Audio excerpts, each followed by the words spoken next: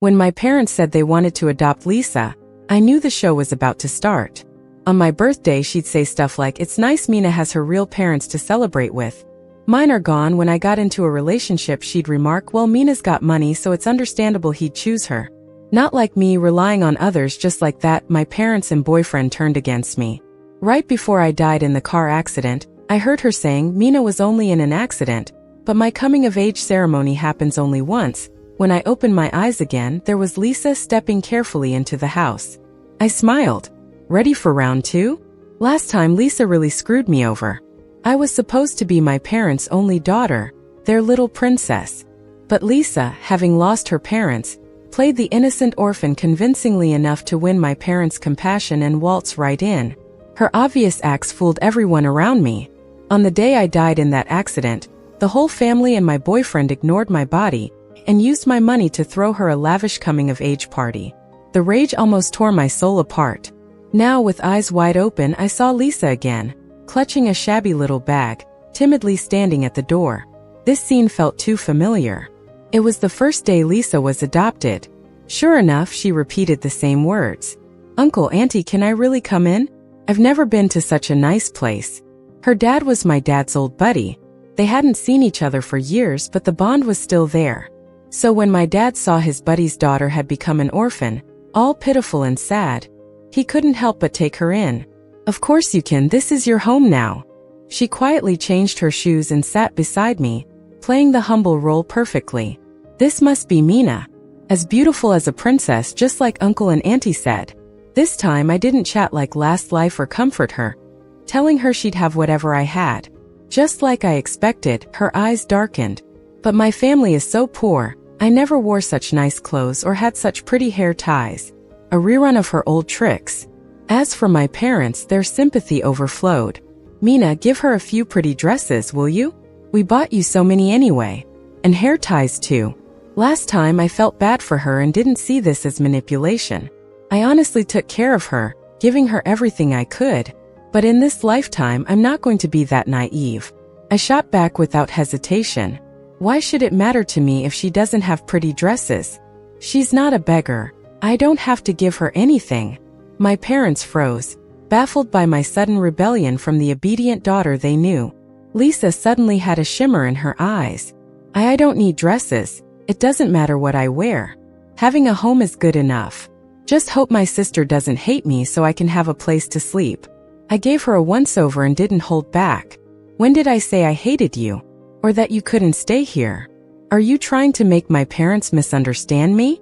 Or play the poor thing to win their sympathy for your own gain? Why are you so calculating? Her mouth hung open, caught off guard, but she quickly regained her act, lowering her head with a pitiful look. "Sorry, that's not what I meant. Please don't get me wrong." The room turned awkward, and my parents hurried to break the tension. "Mina, you're overthinking this. She didn't mean it that way." "All right, Lisa's new here, let her rest." I already expected their response. Even at their age, my parents seemed blind, only relying on their feelings, unable to judge people accurately. But this time I didn't care. Last life I'd been hurt enough. My parents took Lisa to her room. Her eyes lit up when she passed my bedroom door. "Wow, this must be sister's room. So big, bigger than my living room.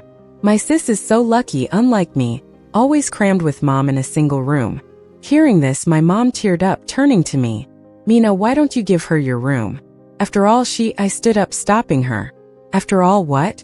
Is she your daughter now? Did I make her share a room with her mom?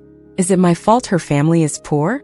My mom was speechless, and Lisa was momentarily stunned. I headed straight into my room, raising my voice. "You want to adopt her, that's your business, but don't involve me. What's mine stays mine. Nobody's taking it." I slammed the door, shutting out their nonsense. It's not arrogance, it's confidence. Our family used to be pretty poor as well. I too crammed into a room with my mom. But I worked hard, scored a $10,000 scholarship in middle school. And I had a knack for investing, never with any losses. So I made a bold decision without telling them. I invested that money. In 2 to 3 years of handling it repeatedly, I turned it into $40,000. I left $10,000 as reserve and gave the rest to my parents to buy a place downtown. Property prices surged, and with several smart buys and sales, our family built wealth. I played a big part in where they are today.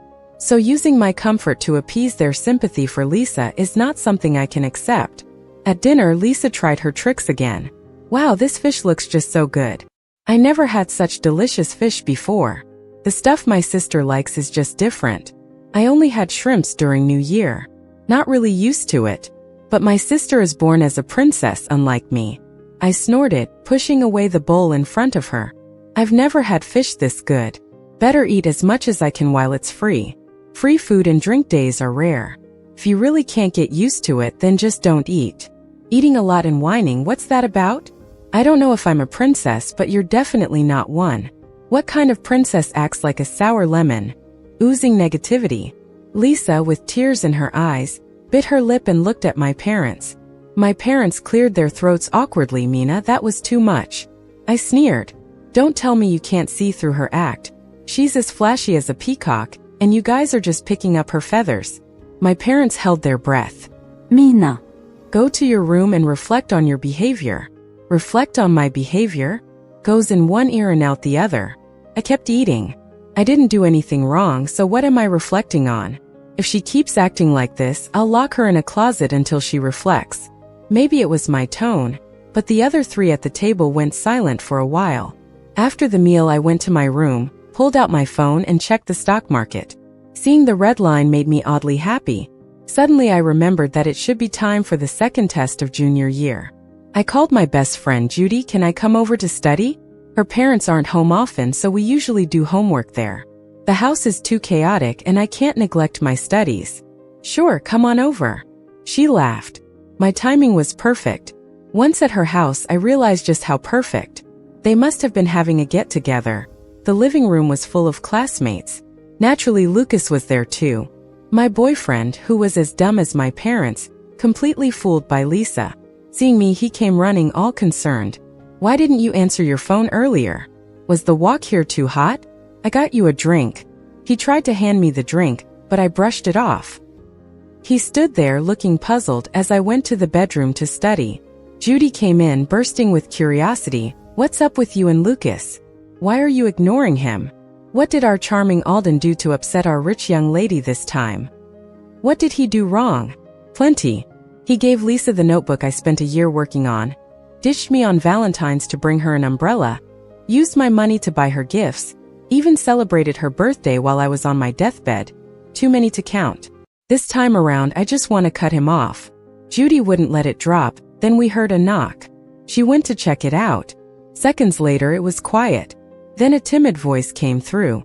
Excuse me, is my sister Mina here? Sounds like she came looking for me. But her innocent act, with all the hair tossing and hip wiggling, screamed, look at me. Hi there, I'm Mina's sister Lisa. Judy actually believed it and warmly invited her in, calling me out too. Lisa saw me and rushed over to grab my hand. Maybe because we had an audience, tears were quickly welling up. Sister, you really came here. Uncle and Auntie are so worried. Let's go home, shall we? You know my parents passed away. I don't have a happy, complete family like you. You should cherish it and not upset them. I just wish I had a home. What a considerate, gentle speech. It made me sick. I was in a bad mood, feeling reckless, so I replied without thinking. Right, why are other people's parents alive and yours are dead? You must be cursed or something, ruining your parents' lives, huh? Of course I cherish my family.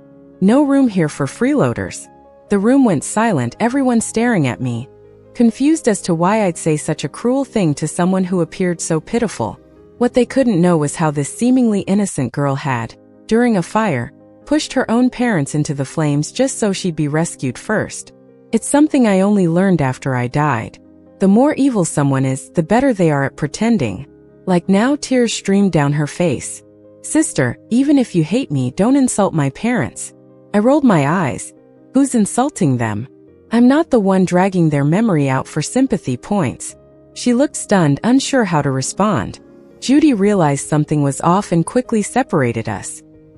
It looks like your sister doesn't want to go back. Why don't you head home first and let your aunt and uncle know she's safe here, Judy suggested. Lisa wiped her tears, looking resolute. If I can't bring sister back, I won't leave either. Sister, just come home. If it bothers you, I'll leave your home. I can go to an orphanage, or some classmates couldn't bear it anymore and tried to persuade me. Mina, please go back. She seems so pitiful. Her parents are gone and your family is wealthy. Why not help her out? A quick flash of triumph crossed Lisa's eyes. I gave a half smile. Yeah, she looks pitiful. Why don't you take her home, play savior? The classmate blushed. I meant well. I shot another look at Lisa. Meant well? If you don't want her, don't push her on to others. Who knows what kind of trouble you'll be taking on? The classmate fell silent. Lisa cried dramatically. Sister, it's not right to insult me. But I guess it's different when you're rich. You can do as you please, unlike me, who's never even had a decent meal. I frowned. Sure, I've got money, but it didn't fall from the sky into my lap. Why hasn't she had decent meals? Is it bad luck? Or is she cursed? The crying paused briefly before starting up again. This time she brought a touch of sincerity, sniffling and sobbing a bit. Mina, you. I raised an eyebrow at her. What's up? Can't keep the act up anymore? Maybe I was being too aggressive. Or maybe Lucas just overestimated his importance to me. Considering the situation, he still dared to stick his neck out. Mina, I remember you as such a gentle, kind-hearted girl. How could you bully another poor girl like this? You don't want to take her in fine, but there's no need to insult her. His words on their own weren't entirely unreasonable, but thinking about the messed up things he did in my past life, I couldn't control my temper. If I don't insult her, how about I insult you instead? She's acting all innocent, fooling people like you who have no brains. Lucas was utterly shocked, watching as I stretched out my hand. All right, return the card I gave you. Who knows if your sympathy might lead you to spend my money on her. With a red face, he fished out his bank card from his pocket, maybe feeling too embarrassed to argue further. A few classmates gave him a look, so he sat down awkwardly. In the end, no one dared to back up Lisa anymore. Hurry up and leave, don't be an eyesore here. When I'm not home, you can keep my parents company. Judy saw I wasn't in a good mood and said you should go. Lisa wasn't that shameless after all and left the scene quickly, tail between her legs. I stayed at Judy's place for a few days and filled her in on a lot. So she's a Lisa, huh? No wonder something felt off. You've never acted like this with others. Being my best friend for years, she still trusted me. In my past life, when I died, she was the first to rush over and stay by my body. Yeah, don't get too close to her. She's the type to take and never give. Not that I'm trying to form cliques. It's just honest advice from my heart. With a smile, Judy hugged my shoulders. Of course.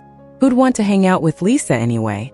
I laughed and switched topics. By the way, there's this great stock your family should take a look. On Monday, we headed to school together. Lisa sat in class, giving me a sweet smile. It seemed like her efforts paid off, convincing her parents to move up her transfer by a few weeks. I ignored her and went to my seat. Everyone was curious about the new student, constantly going over to ask questions. Her voice, loud enough to reach me, said, "Yeah, Mina's parents adopted me, so she's like my sister now." It turns out sisters go to such great schools. The playground at my old school wasn't even as big as this classroom. Dad says the money's with Sister Mina, so I can't afford fancy backpacks or stationery, but I'll study hard and not be a burden. Many folks shot her pitying looks, some even glanced sneakily at me. My voice icy, I replied, "Then don't bother studying. If you want nice backpacks and stationery so bad, just drop out and get a job. Maybe make some big bucks and build a playground for your old school. With such ambition at your age, why stay in my house and use our money for school and supplies?" The classmates turned in unison, a few wanting to speak but stopping short. Lisa started crying yet again. "Fine, I won't talk anymore. I'm always wrong in sister's eyes." I chuckled. "Good, keep quiet from now on." She was sobbing hard, gasping like she'd pass out. Lucas came up to me, face darkened. "Mina, you've gone too far. How did I not see this side of you before? She's so pitiful, could you not have some decency in your words?" I stood up, eyeing him coldly. "Is she your mom or sister? She brought this on herself and you're feeling it too? If you're so heartbroken for her, lock yourselves away so you don't bother anyone. Thanks." Who knows what Lucas was thinking, but suddenly he smirked. I knew it. "Mina, you're jealous, right? I've only met her once before this. There's nothing between us. Don't overthink it." Don't target her over me, it'll weigh on my conscience. Now it was my turn to be surprised. I knew Lucas was a jerk, but I didn't know his self-confidence was this outrageous. Maybe he was always like this and I just blinded myself to it in my past life. Lucas, do me a favor, buy a mirror and take a good look at yourself. Target her because of you? Hilarious. She's not even worth that. If your conscience is unsettled, bow down and knock a couple of times for her. Or have your ancestors make room and light some incense for her at home. Lucas was fuming, clenching his fists. I waved at him. Move, class is starting and you're blocking my view of the board. I did not care about anyone's feelings now. Lisa calmed down for a few days. When it was my birthday, I booked a restaurant, and everyone came to celebrate. Judy came with about 10 classmates, each presenting me a gift. I accepted them all, thanking each one and returning the favor. A bit later, my parents arrived, bringing Lisa with them. Lucas and a few others stood by her, coldly watching me. She came over, empty-handed, with an innocent smile. Sorry, sister. I didn't have much money, so I didn't bring a gift. Happy birthday, I wish you a bright future. I didn't invite her, but I couldn't exclude my parents. With an indifferent expression, I said, oh, thanks. As for the sincerity of that wish, I'm giving it a 0. Her fragile heart shattered and she murmured, sister, are you upset because I'm poor and didn't bring a gift? I responded impatiently, you don't seem very smart, yet you have a lot on your mind, huh? I only said 3 words and you've gone on and on. Judy couldn't hold back anymore. Clearly fed up with Lisa's act over time. Mina never brought up gifts in the first place. Who are you putting on this show for? Even if you're broke, a handmade card would do. Coming empty-handed without a clue about basic manners, who do you want to feel sorry for you? Lisa was biting her lip, tears about to fall when Lucas stepped in. Maybe it was just a teenage phase, thinking he was some kind of hero. His eyes showed determination, and he stood a bit straighter. You guys think you can bully Lisa just because there are more of you? Clicked my tongue. I didn't invite her. She came asking for trouble, and so did you. Knight, why don't you just take your princess and leave? My parents frowned. Mina, what's gotten into you? We've told you it's not easy for Lisa. Why can't you give her a break? I pointed to the door. You can go coddle her outside. My dad raised his hand and I stared him down. What gives you the right to hit me? Things were tense, and Lisa quickly put on an understanding act. Sister, don't be like this. It's your birthday and all these people are here for you because they love you. Don't let it turn sour. Unlike me, who's living under someone else's roof, no one truly cares about me. I stared right into her eyes. Lisa, why do you have to make everything about you? Are you proud you caused your parents' demise?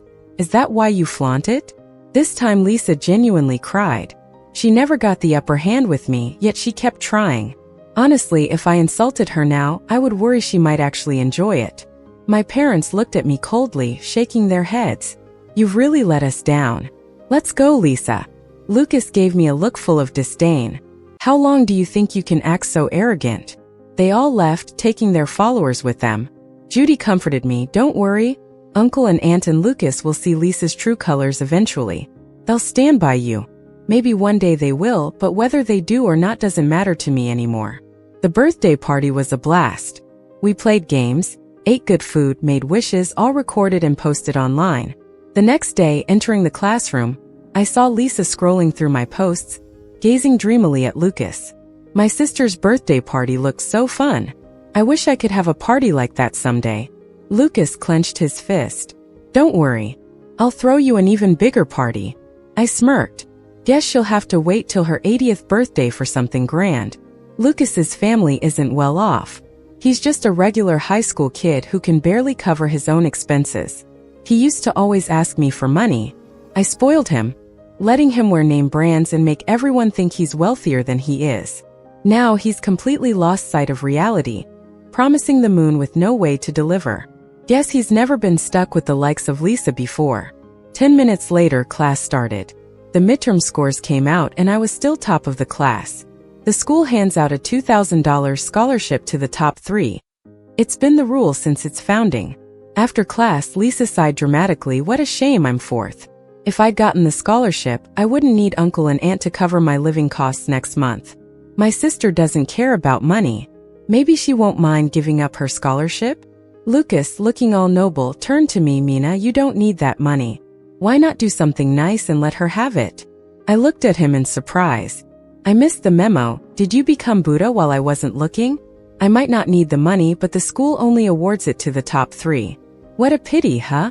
If only you worked harder, you wouldn't need to beg. Lucas, frustrated, couldn't say anything back. That evening, I planned to stay at Judy's since things at home were a mess. But I realized I left my notebook at home, so I went back to get it. When I got there, I found my parents acting all suspicious in my room. I quietly walked to the door, startling them. What are you doing? They exchanged glances, looking awkward. Nothing, just tidying up your room for you. I smirked, pulling a bank card from my bag. Is this what you're looking for? All the money on here, I earned it myself. If you want to support Lisa, not a penny from me. They got mad. Never seen such an ungrateful daughter. We raised you for nothing. Maybe it was anger giving them courage, but they stormed out in a hurry. I packed up all my valuables, planning to take them with me. Not planning to stay in that house anymore, I could just buy another place. I ran into Lisa as I was leaving, walking slowly to enjoy time with Lucas. When they saw me, their expressions changed. They dropped hands, recently shared kisses now awkward. I grinned, sorry to interrupt. Spring's not here yet, kinda makes me feel awkward. Lucas glared at me, storming off. Without an audience, Lisa dropped her pretense, seeing the suitcase. What did you take from the house? You have no right. I chuckled. Oh, did I take your brain too? I replied sarcastically. What does me taking anything have to do with you? Hasn't everything been bought with my money? Since I started making money, my parents just found part-time jobs out of boredom, earning barely enough for themselves. But Lisa always took the wrong road. She was convinced our family money belonged to my parents. What act are you putting on? Like you could have so much money? You must be worried Uncle and Aunt favor me now, right? She sneered. Ha, I'll win their love entirely and kick you out. I smirked. They're the only ones dumb enough to believe your sob story. You're the kind of person who'd throw your own parents into a fire. I can't even look at you without feeling disgusted. She was shocked for half a second, then asked, how do you know that? She quickly regained her confidence, looking around to make sure no one was watching, and said smugly, so what? I survived, didn't I? They deserved it. They lived just so I could. And then she said, I'm gonna take everything from you. You'll beg me like a dog. I waved goodbye, muttering just 2 words, scumbag. After that, I focused on my exams. Bought myself a newly furnished apartment. My parents kept calling for money, but I ignored them. Before finals, they gave us a couple of days off to prepare at home. Judy and the gang huddled around my desk, chatting excitedly about post-exam plans. Let's hit Jiangcheng. It's hot this time of year, but you can chill by the sea. Plus, flights are on sale now, saving a ton of cash. I made sure to speak loud enough for Lisa to hear. Predictably, she, always dreaming big, lamented, you're so lucky. I have to work all summer. Never been to those nice places. Surprisingly, Lucas didn't bother me this time. He just gritted his teeth and made a bold promise, don't worry, we'll go when we have time. I was really relieved. Lucas had finally figured out that to protect the woman he loved, he needed hard work. Lisa, with eyes shining, said, you're throwing me a birthday party and taking me to the beach. You're the best. Lucas hesitated, probably realizing his financial limits, and went quiet. Lisa quickly said, you're not backing out, right, Lucas?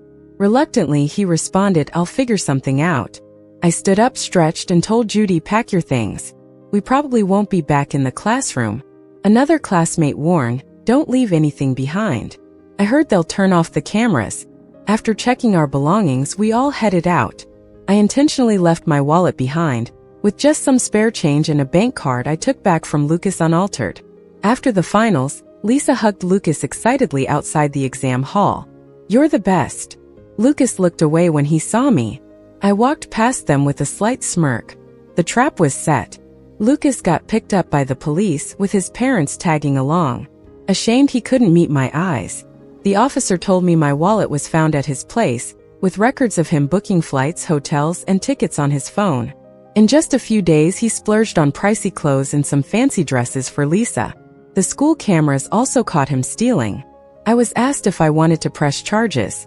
Lucas finally had some pride in front of Lisa and couldn't admit he was broke. So he took my wallet, believing the cameras were off.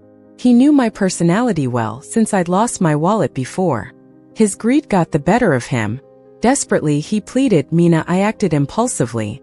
Can we settle this? I'll repay everything." I laughed coldly. "What will you pay me back with?" The card had over 200,000, and now there's less than 90,000. Lucas, teary-eyed, said, "I'll refund the tickets and stuff. I won't travel." He tried everything he could but couldn't even refund a fraction. Discounted tickets weren't refundable, and he'd cut the tags off those clothes. After hours, he could only return a few hotel and ticket costs. Finally, throwing his phone aside, he tearfully begged, "Give me time. I'll repay you. Think of our years together. Have mercy." I was disgusted. "You owe me more than this money. It's a lifetime debt." As for our so-called relationship, it was a stain on my life. How was I ever drawn to a loser like you? I turned to the officer and said, "I want to press charges." Lucas was crushed, full of regret. His parents clung to me, begging, "Please give him a chance. If he goes to jail, his life's ruined. We'll compensate you. He's our only son. Without him, how would we live?" I wasn't swayed. It wasn't my fault he stole. His own vanity was his downfall. Though the amount was substantial, he could reform and return to society before long. At court, Lucas was found guilty and sentenced to 3 years, with concrete evidence. He trembled as the police escorted him away. Passing me, he dropped to his knees, sobbing, "Mina, I'm really sorry. Please save me. I don't want to go to jail." I lightly nudged him aside. "You brought this on yourself." The court also ordered Lucas to repay all my losses. As one of the beneficiaries of the stolen goods, Lisa had to pay part of it, amounting to $34,250. It's not much, but enough to strain Lisa. She stormed into my apartment, launching into a tirade. "How could you be so heartless? Lucas was good to you. He was your boyfriend and you really sent him to jail." I laughed. "So you do know he was my boyfriend? You're making such a scene. Everyone will know you two deserve each other. Are you hoping I'd spare you the cost because of some ridiculous past feelings? Dream on. You act like a princess when you're not one." She stomped her foot in anger. "I won't give your money back. And by the way, put the savings back in the account, or I'll call the cops." I looked at her with fake confusion. "You're using the money Lucas stole from me, not feeling guilty at all?" She nodded arrogantly. "Yeah, your money is really your parents' money, and they're wrapped around my finger now. All their money will be mine in the future. What's wrong with using a little in advance? Besides, it was Lucas who stole it. What does that have to do with me? I didn't force him, did I? It's his stupidity. He's as dumb as a pig, crying a few tears, and he's like a puppy following me around." Watching her behave so differently from how she does in public, I felt no surprise. She was the same in my past life. I didn't want to lower myself by arguing, so I closed the door with a final word. "If you don't pay by the 30th, I'll have the court enforce it." The next day, my parents showed up at my door with tearful Lisa. "Mina, we raised you all these years, and this is how you repay us." I looked at them sideways. "Did I hit you or scold you? You let her manipulate you, and now you act all oblivious? How do you have the nerve to say this to me?" My mom looked at me coldly. "It's just a few $1,000s. Do you really have to push Lisa this hard?" I smiled at her. "Why not? Isn't it my money? How about you pay for her?" When I didn't live at home, they supported themselves. But after living luxuriously for years, their savings aren't much. My mom turned red, unable to say a word. My dad tried to use his authority as my father. "You're still our daughter. Isn't your money our money too? Your assets should belong to us, at least partly." He replied coldly. "I disagree." "You can take me to court. If the judge sides with you, I won't argue." They exchanged a glance, realizing how unlikely a win was. They understood deep down how ridiculous it was to demand money from me. Finally, my mom said through gritted teeth, "I don't know how I raised such an ungrateful child. From today on, I sever our mother-daughter relationship unless you give me control of your money. Otherwise, we won't be your parents." Family ties, they used to mean a lot to me. But in my past life, I saw clearly that my parents aren't like others. They can be easily fooled by outsiders. They don't care about my feelings. They were as quick as Lucas to send my body to the crematory and let Lisa replace me effortlessly. Memories flooded back, and my gaze turned icy. "Fine, from now on, I don't have parents and you don't have a daughter."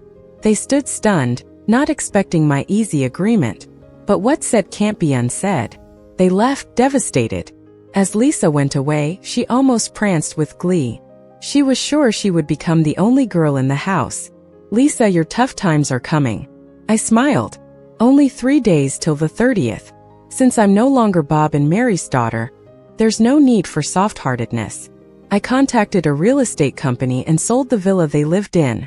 When I brought the staff to take possession, Bob and Mary were furious. How dare you sell our house?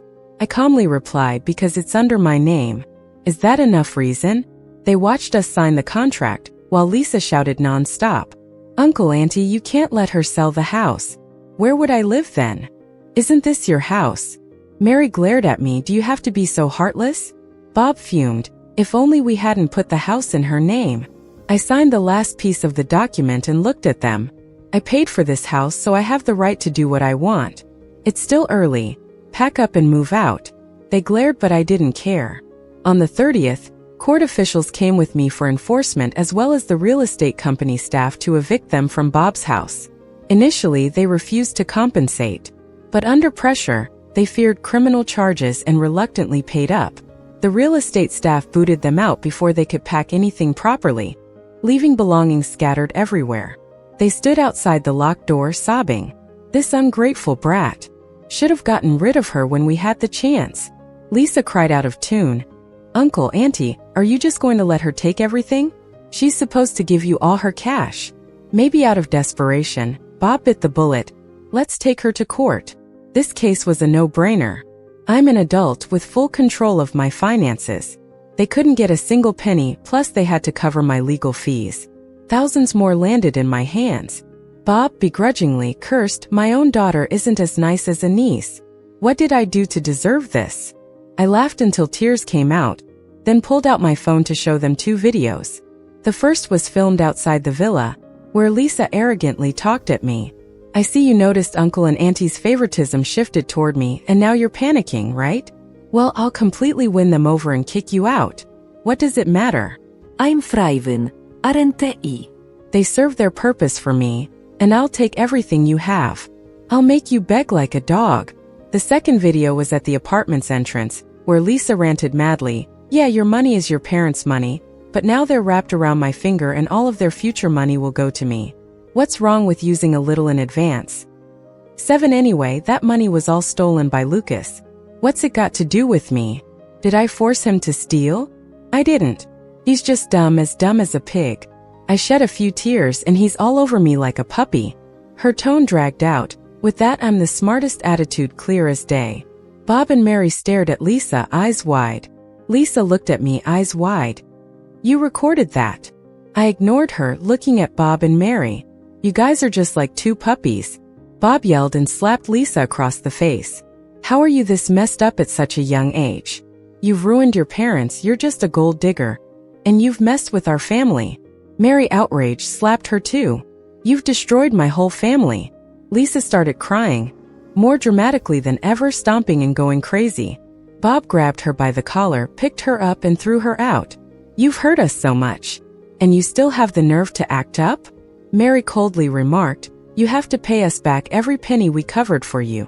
Lisa screamed from the ground, I didn't force you to do it, you volunteered to pay. The scene was chaotic, but I had already left. The college entrance exam results were out, and I got into one of the top universities in the capital. Judy and the group had planned a trip with me. Packed up, we went traveling for a bit. During that time, Judy filled me in on a lot. After Lisa got hit, Bob and Mary sent her back to the countryside. She begged, cried with snot running down her face, clinging to Mary's leg, saying, don't send me back, I swear I'll change. If I go back, I can't afford college, and my uncle will marry me off for the dowry money. Mary kicked her away, get lost, stop pretending. Our family never wants to see you again. Later, once back, her predator-like uncle did force her to marry a man in his 40s to become a stepmom to 3 kids. In exchange for dowry money of 10 grand. Hearing this made me chuckle. Lisa had faked the tears so many times, fooling Bob and them, but this one time when she was really pitiful, no sympathy came her way. Returning to City A 3 days before the semester began, Bob and Mary showed up at my door. They stood there rubbing their hands together. Under my cold gaze, Bob spoke first. Daughter, your mom and I were fooled by Lisa before, blinded by greed. You're our real daughter. Can you give us another chance to make it up to you? Mary was in tears, holding my hand. You're still the child I carried for 9 months. How could I ever truly cut ties with my own daughter? Looking at their earnest eyes, for a moment it felt like the times before Lisa showed up. But those memories were blurry now, like faded photos that couldn't regain their colors. I pulled my hand back. Sorry, I don't know you people. They cried and begged, calling me daughter over and over, trying to reclaim that trodden family bond. I just shut the door on them. At night, sitting on the windowsill, staring at the city lights, I felt an indescribable lightness inside. I went off to college, starting a new chapter. By sophomore year, I heard Lisa died back home. She was just an average town girl. Her ambition led her to my family where she had a good time, but upon returning, she couldn't settle back to her old life, crying every day. Her fiancé thought she was unlucky and wanted to break the engagement. But the dowry money was gone, spent by her uncle, so the fiancé didn't want to be out money and a bride. He didn't send her back but treated her harshly. He drank too much, and when unhappy he'd beat her. She couldn't take it and tried to escape, only to get a beating from her in-laws. Later, she got pregnant. Her in-laws softened up but locked her in a room to keep her from running. She tried climbing out the window and fell. It was only the 3rd floor, but being heavily pregnant, it was fatal for both her and the baby. Hearing this, I didn't pity her at all. She wasn't a good person. If she hadn't been so selfish, maybe her parents wouldn't have lost their lives. This was her karma. As for me, I moved forward into the sunlight. The inn,